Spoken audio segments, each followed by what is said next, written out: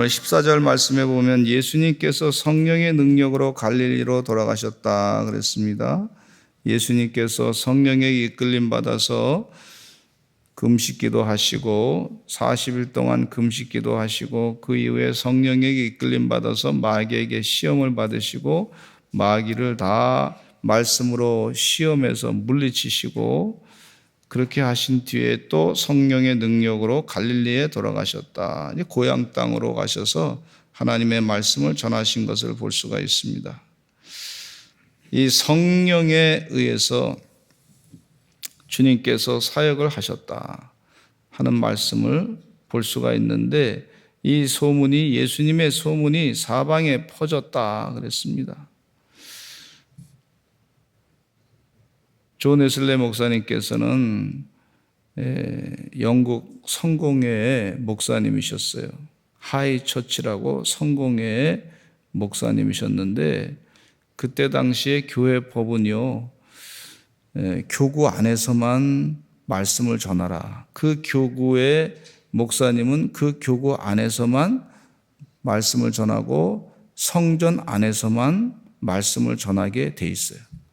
근데 이분이 성경을 자꾸 읽다 보니까 하나님 말씀을 전하는데 예수님께서 온 동네에 다니면서 여러 회당에 다니면서 말씀을 전하신단 말이에요. 근데 그 성공의 법을 어기면 그 성공회의 목사님은 성공회에서 징계를 받을 수 있단 말이죠. 당신은 왜 법을 어깁니까? 그 징계를 받음에도 불구하고 이분이 하나님 말씀은 온 세계 만방에 다니면서 복음을 전하라 그랬는데 그래서 이 테두리 세상에 교회법이라고 하는 것이 있지만 그 법의 테두리 안에서 그것만 가지고서는 이게 도대체 마음이 힘이 드는 거예요. 그래서 기도하면서 하나님의 말씀대로 내가 복음을 전해야 되겠다. 그런 마음이 영적인 은혜의 감동으로 자꾸 와서 교도소에 가서도 복음을 전하고 시장에 가서도 복음을 전하고 탄광에 가서도 복음을 전하고 교회 안에서만 머물러서 복음 전하니까 그 시장에서 일하는 사람들은 복음을 듣지를 못하는 거예요. 광산에 가서 일하는 사람은 복음을 듣지 못하는 거예요. 또 교도소에 있는 사람들은 교회 안에서만 복음을 전하니까 성전 안에서만 복음 전하니까 말씀을 전할 수 있는 그런 그 권한만 거기 안 해놓으니까 성경 하나님 말씀이 제한된 거란 말이죠. 그래서 마음에 안 되겠다 싶어서 자꾸 나가서 시장에 가서도 복음을 전하고 또 일반 거리에서도 복음을 전하고 교도소 가서도 복음 전하고 그 일반의 다른 목회자들이 가기 싫어하는데 그냥 월급은 따박따박 나오니까 교구 안에서 목회하면 그냥 생활비는 나오니까 뭐 부족함이 없으니까 근데 이분은 성령이 충만해서 하나님의 복음, 예수의 복음, 성령 충만한 그는요 세계는 나의 교구다 그러면서 열심을 다해서 복음을 전했던 것을 볼 수가 있어요. 성령의 충만함을 받고 우리가 주의 사역을 감당해야 될 줄로 믿습니다. 성령 충만한 하나님의 은혜의 종들이 다 되시기를 간절히 축원합니다. 그 좁은 소견에 자기 생각이 쌓였지 아니하고 하나님의 영으로 변화돼 가지고 주의 복음을 전하는 것을 볼 수가 있어요. 존 웨슬리 목사님은 조지아주 미국에 선교 갔다가 실패하고 다시 고향으로 돌아왔어요. 올더스케이 거리라고 하는 곳에 가서 이제 거기 실패하고 목회자라서 참 부끄러운 일을 당하고 왔는데 거기에 성경 구락부가 있었는데 그곳에 가서 앉아서 시간이 돼서 이제 예배 시간 수요일 날 예배 시간 돼서 앉아 있는데 사회자가 말이죠. 루터 목사님이 쓰신 마틴 루터 종교개혁가 목사님이 쓰신 루터의 로마서 주석 서문이 있어요. 서문. 인트로덕션이라고. 그 서문을 사회자가 읽는 거예요. 뭐 설교할 사람이 거기 제대로 없었나 봐요. 그러니까 그 사회자가 앞에 집회를 인도하는 분이 로마서 주석 서문을 쭉 읽는 거예요. 읽는데 이 목사님이 가슴이 뜨거워지는 것을 느꼈다 그랬어요. 실패와 낭패 당한 뒤에 주님 품으로 와가지고 그 목사님의 주석 서문을 다른 사람이 읽어주는 거. 그런데 그 가운데 성령이 감동해서 은혜 받고 가슴이 뜨거워져서 그 나이가 35살인가 그렇게 됐는데 그분이 완전히 또 새롭게 뒤집어져 가지고 복음을 전하는 세계는 나의 교구다. 복음 전하는 데 큰 역할을 감당했던 것을 볼 수가 있습니다. 성령이 충만해야 주의를 감당하는 줄로 믿습니다. 예수님께서 부활 승천하시면서 제자들에게 하신 말씀이 너희는 예루살렘을 떠나지 말고 내가 너에게 보내줄 선물인 성령을 기다리라. 성령의 충만을 받아라.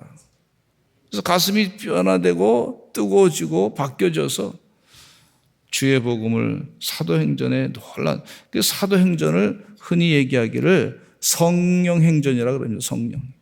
그 전도는 누가 하는 거냐? 사람이 하는 게 아니고 결국은 성령님이 하신다 그렇게 말씀해 주고 있어요. 성령이 이끄는 그런 은혜에 우리 교회가 되어야 될 줄로 믿습니다.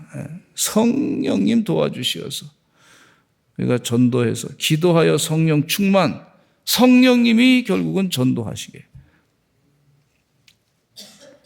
주님 은혜 가운데 예수님께서 성령의 능력으로 갈릴리로 돌아가셨다 그랬어요.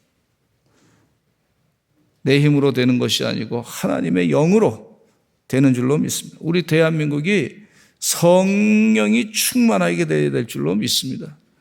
그래야 악령이 떠난단 말이죠. 마귀의 생각이 물러간단 말이죠. 행정부에 또 입법부에 특별히 요즘에 문제되고 있는 사법부에 성령이 역사해야 돼요. 성령. 하나님의 생각이 가득 차야 될 줄로 믿습니다. 악령은 물러가야 될 줄로 믿습니다. 예수님께서 이 땅에 오신 것은 마귀를 멸하라고 오셨는데 성령의 이끌림 받아서 우리 대한민국이 하나님의 생각으로 바꿔줘야 될 줄로 믿습니다. 마귀는요, 마귀의 생각을 우리에게 집어넣으려고 그래요. 근데 성령은 성령의 생각을 우리에게 주시는 줄로 믿습니다. 온전한 하나님의 생각으로 바뀌어져야 될 줄로 믿습니다. 이렇게 성령의 능력으로 갈릴리에 돌아가셨던 예수님께서 소문이 사방에 퍼졌는데 그 여러 회당에서 예수님이 가르치셨다 그랬어요. 그랬더니 사람들에게 칭찬을 받았던 것을 볼 수가 있어요. 마치 우리 존 웨슬리 목사님이 말이죠. 온 세계는 나의 교구다. 그런 심정을 가지고 한 곳에서 말씀을 전한 것이 아니라 여러 곳에서 말씀을 전하신 것을 볼 수가 있듯이 그렇게 어디든지 가서 말씀을 전하는 그런 주의 종들의 삶이 되어야 될 줄로 믿습니다. 그런데 예수님께서 사역 가운데 보시니까 16절에 보니까 예수님께서 그 16절 같이 한번 읽어보겠습니다. 시작. 예수께서 그 자라나신 곳 나사렛에 이르사 안식일에 늘 하시던 대로 회당에 들어가서 성경을 읽으러 서심해 그랬어요. 여기 우리 주님 말씀 가운데 거룩한 아주 주의 귀한 영적인 습관을 우리가 가져야 될 줄로 믿습니다. 나사렛에 이르사 고향에 와서 말이죠. 안식일이 돼가지고 늘 하시던 대로 회당에 들어가셨다 그랬어요. 늘 하시던 대로 회당에 들어가서. 그러니까 주일날 예배 드릴 때 주일날 와서 예배 드리는 거예요. 늘 하던 대로 하는 거예요. 영적인 거룩한 습관이 있는 거예요. 우리가 새벽에 깨어 기도할 때 늘 와서 그 귀한 영적인 거룩한 습관으로 내가 하루의 첫 시간을 주님께 바칩니다. 주님과 대화로 시작합니다. 하나님께 기도함으로 시작합니다. 내 영혼을 하나님 주님께 맡깁니다. 그런 심정으로 와서 기도하지 않습니까? 내 힘으로 안 됩니다. 주님의 은혜가 있어야 됩니다. 그러고 와서 기도하는 거예요.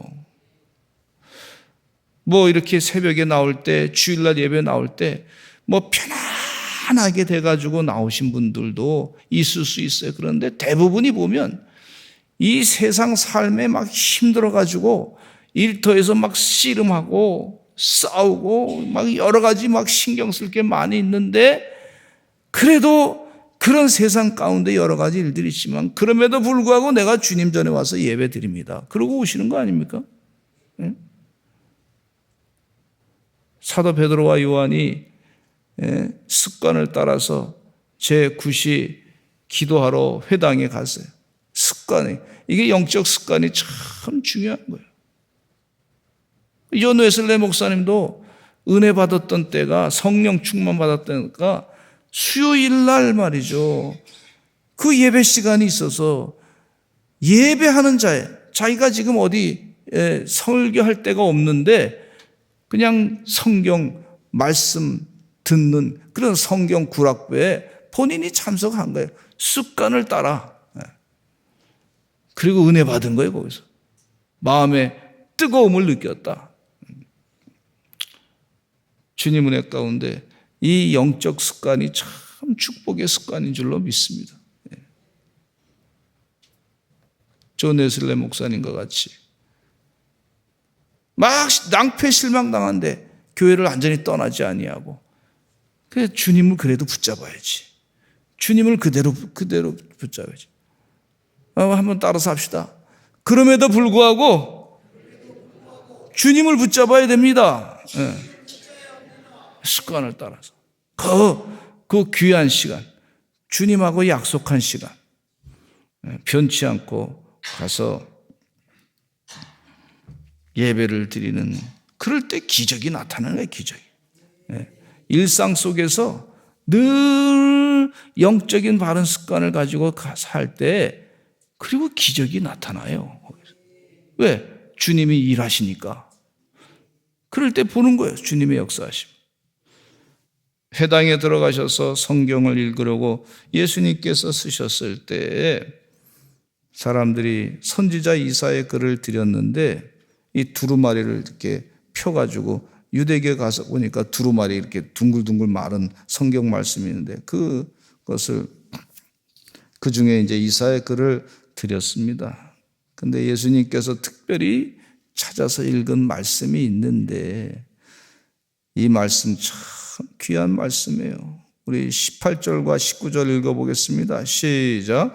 주의 성령이 내게 임하셨으니 이는 가난한 자에게 복음을 전하게 하시려고 내게 기름을 부으시고 나를 보내사 포로된 자에게 자유를, 눈먼 자에게 다시 보게 함을 전파하며 눌린 자를 자유롭게 하고 주의 은혜의 해를 전파하게 하려 하심이라 하였더라 그랬어요. 아주 예수님께서 이 땅에 오셔서 사역을 어떻게 하실 것인가를 콕 집어서 말씀해 주시는 그런 내용이라고 볼 수가 있어요. 주의 성령이 내게 임하셨는데, 주의 성령이 임하면 어떤 현상이 나타나냐면 가난한 자에게 복음을 전하게 하신다. 첫째가. 그리고 기름을 주님께서 부으셔가지고 나를 보내사 미셔너리가 되는 거예요. 나를 보냄을 받은 자가 돼서 포로된 자에게 자유를 얻게 하고, 또 눈먼 자를 영안이 띄게 하고 눈이 뜨여지게 하고 다시 보게 하는 역사가 있게 하고, 또 눌린 자를 자유롭게 하고. 할렐루야. 눌렸습니까? 주님께 의지할 때 자유케 되는 줄로 믿습니다. 자유케 되고 주의 은혜 해를 전파. 이제 모든 매해 2025년 우리가 금년을 맞이했는데 주님의 은혜해야, 은혜해. 그게 더 중요한 거지. 2025년 숫자가 중요한 게 아니야. 2024년 숫자가 중요한 게 하나님의 은혜의 해가 되는 거예요. 내 매년. 은혜가 넘치는 해가 될 줄로 믿습니다. 그게 중요한 거지. 의미가 있는 거지. 그냥 숫자 2025년, 26년 무슨 사건 벌어졌다. 그 사건 자체가 모든 것이다. 하나님의 은혜였다. 이게 바뀌어지는 게 의미가 있는 거란 말이죠. 주의 은혜의 해를 전파하게 하라.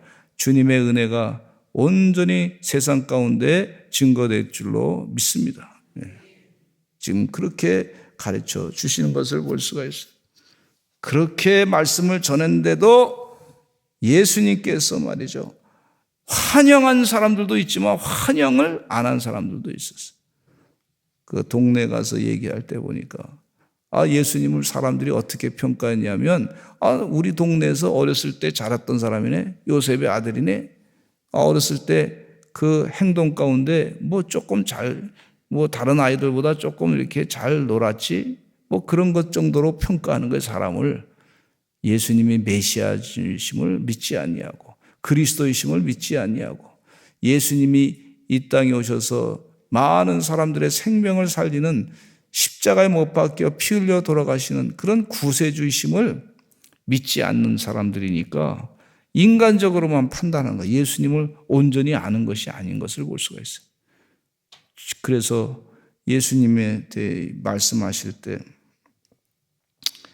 요셉의 아들이 아니야.